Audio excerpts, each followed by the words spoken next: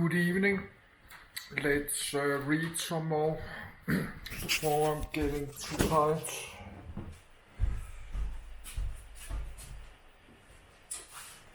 Need the song.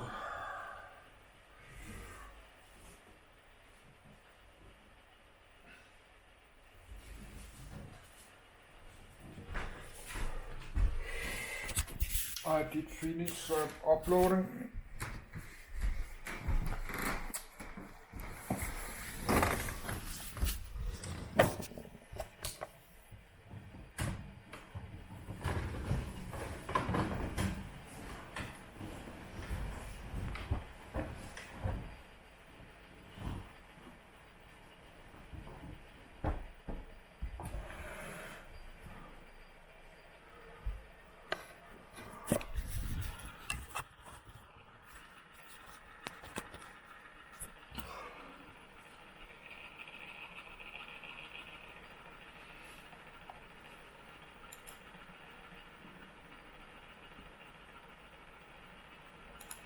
History of chemical warfare. Chemical weapons have been a part of warfare in most societies for centuries. 1. However, their usage has been extremely controversial since the 20th century. 2. Ancient and medieval times. Ancient Greek myths about Heracles poisoning his arrows with the venom of the Hydra monster are the earliest references to toxic weapons in Western literature. Homer's epics, the Iliad and the Odyssey, allude to poisoned arrows used by both sides in the legendary Trojan War. Bronze Age Greece. 3. Some of the earliest surviving references to toxic warfare appear in the Indian epics Ramayana and Mahabharata. 4. The Laws of Manu, a Hindu treatise on statecraft, c. 400 BC, forbids the use of poisoned fire arrows, but advises poisoning food and water. Kautilya's Arthashastra, a statecraft manual of the same era, contains hundreds of recipes for creating poison weapons, toxic smokes, and other chemical weapons. Ancient Greek historians recount that Alexander the Great encountered poison arrows and fire incendiaries in India at the Indus Basin in the 4th century BC. 3. The art of war described the use of fire weapons against the enemy. Arsenical smokes were known to the Chinese as far back as c. 1000 BC. 5. And Sun Tzu's Art of War, c. 200 BC, advises the use of fire weapons. In the 2nd century BC, writings of the Mahist sect in China describe the use of bellows to pump smoke from burning balls of toxic plants and vegetables into tunnels being dug by a besieging army. Other Chinese writings dating around the same period contain hundreds of recipes for the production of poisonous or irritating smokes for use in war, along with numerous accounts of the use. These accounts describe an arsenic-containing soul-hunting fog, and the use of finely divided lime dispersed into the air to suppress a peasant revolt in 178 AD. The earliest recorded use of gas warfare in the West dates back to the 5th century BC, during the Peloponnesian War between Athens and Sparta. Spartan forces besieging an Athenian city placed a lighted mixture of wood, pitch, and sulfur under the walls, hoping that the noxious smoke would incapacitate the Athenians, so that they would not be able to resist the assault that followed.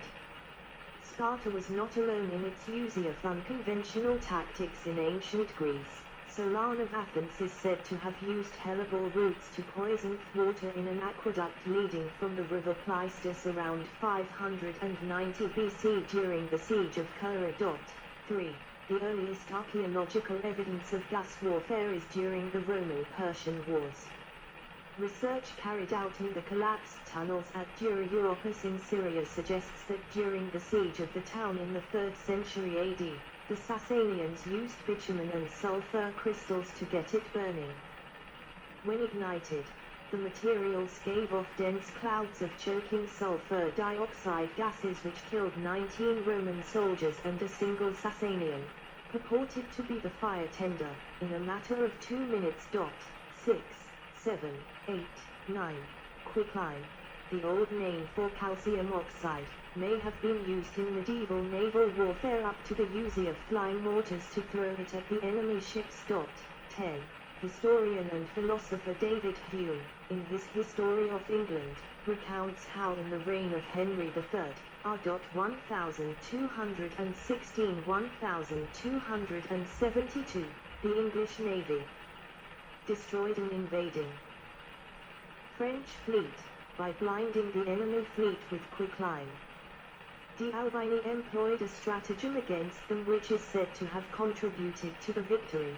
Having gained the wind of the French, he came down upon them with violence, and gassing a great quantity of quicklime, which he purposely carried on board, he so blinded them, that they were disabled from defending themselves.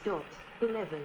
In the late 15th century, Spanish conquistadors encountered a rudimentary type of chemical warfare on the island of Hispaniola. The Taino threw drugs filled with ashes and ground hot peppers at the Spaniards to create a blinding smoke screen before launching their attack. 12.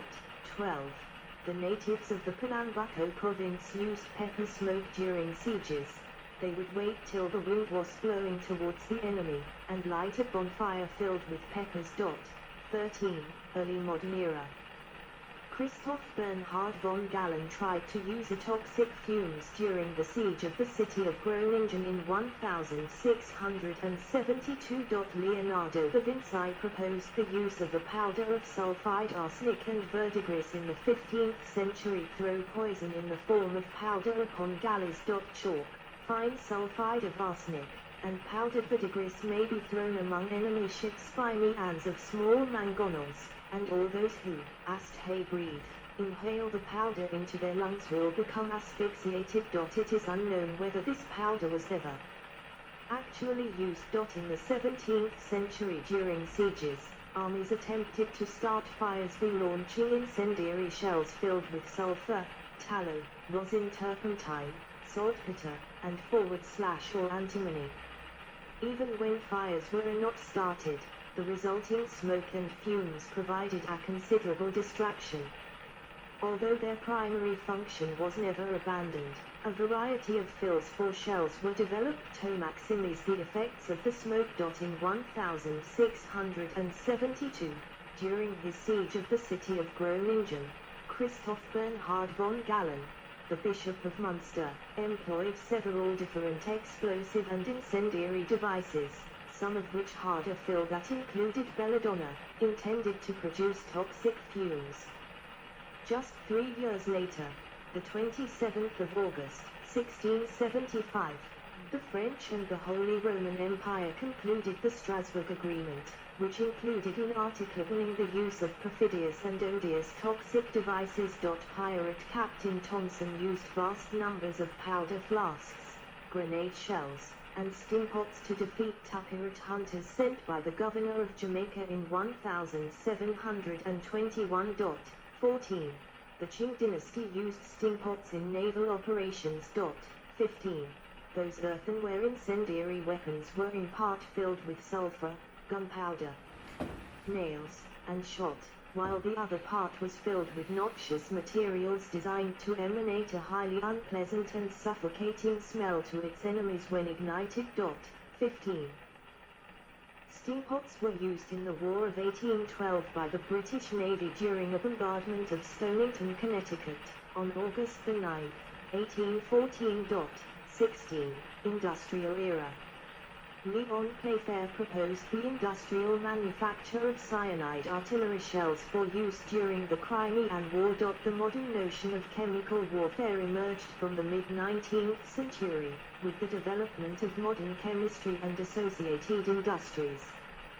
The first recorded modern proposal for the use of chemical warfare was made by Leon Playfair, Secretary of the Science and Art Department, in 1854 during the Crimean War.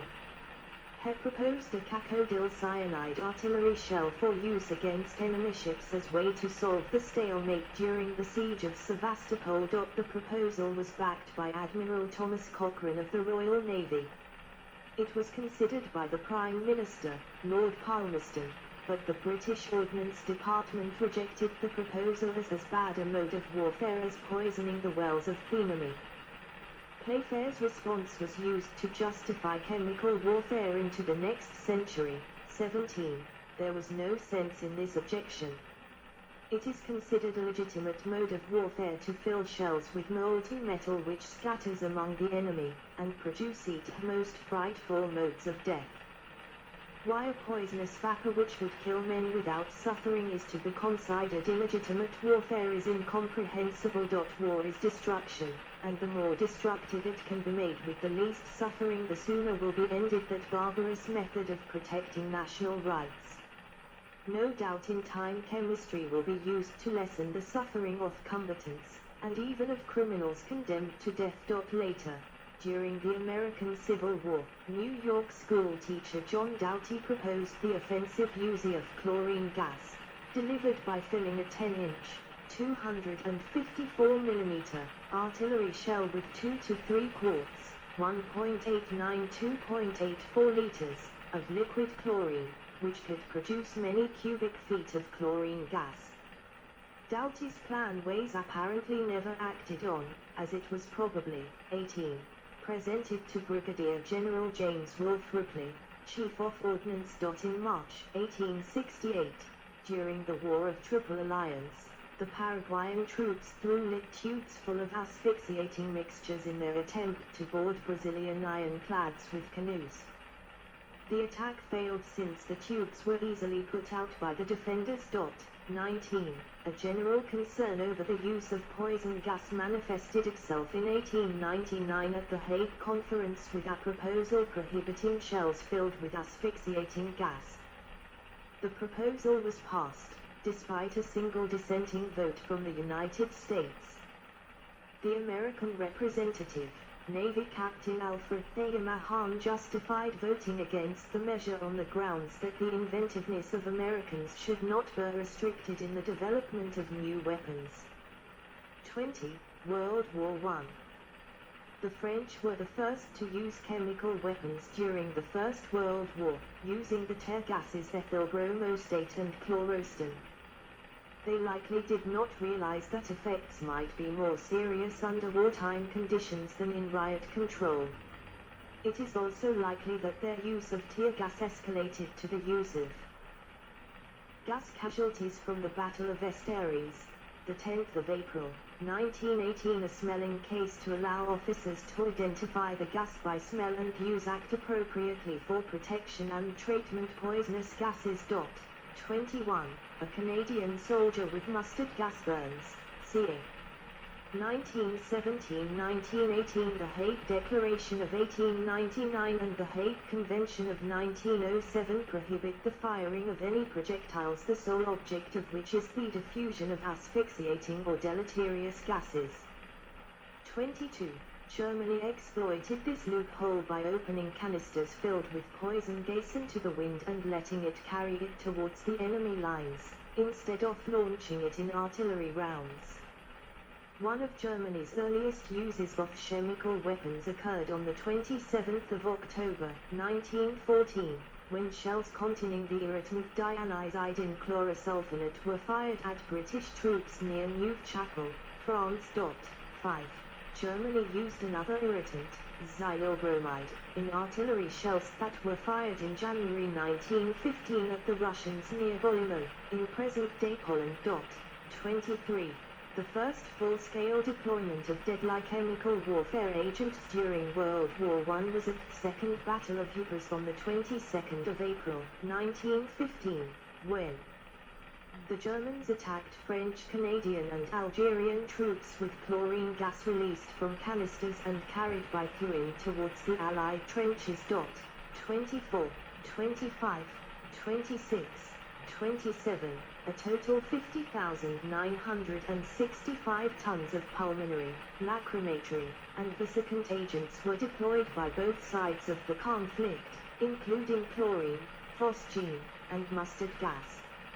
Official figures declare about 1.3 million casualties directly caused by chemical warfare agents during the course of the war.